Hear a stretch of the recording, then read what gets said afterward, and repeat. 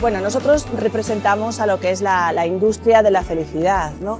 Entonces, bueno, pues siendo las personas responsables de esta industria, evidentemente necesitamos tener unos buenos profesionales, necesitamos dar un buen servicio. La profesionalización tiene que seguir sumando, tiene que seguir avanzando, tenemos que seguir luchando para que realmente Galicia siga siendo un destino como el que es, acogedor, un destino profesionalizado y un destino donde todo el mundo que venga pues, se sienta bien aquí.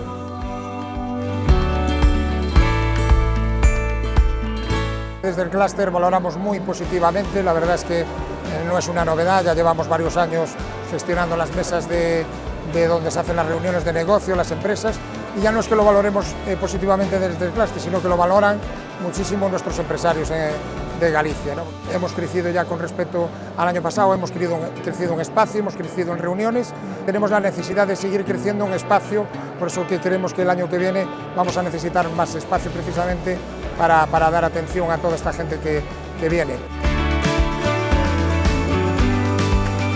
Vimos de cerrar este novo Fitur que pon de manifesto todo o que temos en Galicia. Máis de 1.400 profesionais pasaron polo espacio de negocio do clúster de turismo, celebrando máis de 500 reunións nos que están poñendo en valor ese tipo de produto que temos na nosa comunidade. O turista busca cada vez experiencias máis personalizadas, algo que encontra en Galicia.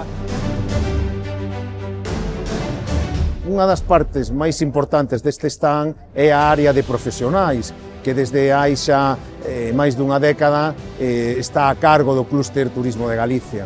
Este espazo, poderíamos decir, é o pulmón do stand, porque aquí é onde se producen os intercambios comerciais, que para eso é esta feira, para que existan intercambios institucionais, pero sobre todo comerciais. O sector turístico está preparado un ano máis para acoller os centos de turistas que van a vir á nosa comunidade e, desde logo, esperamos a todos os visitantes que queiran vir a Galicia e que comproben de unha forma directa como en Galicia as experiencias son únicas e Galicia calidade.